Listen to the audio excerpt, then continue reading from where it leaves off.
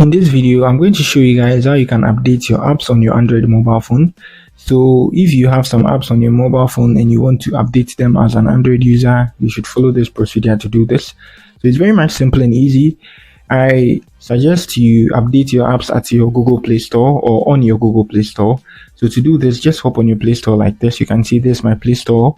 This is my home page. Just tap on your Gmail profile picture here. So you can see my picture there. So I tap on that and I tap on the manage and device.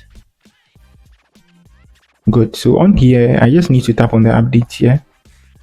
So here I'm going to see all the apps I've installed on this mobile phone. And then I can choose to update them or even delete them. So let's wait for some time for them to load. And you can see these are the apps on this mobile phone. So you can choose to update all of them at once by tapping on the update all. Or you can select them one by one and then update them. So let's say I want to update this.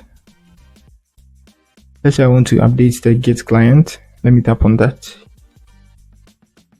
And then I update it. And yeah, that's it.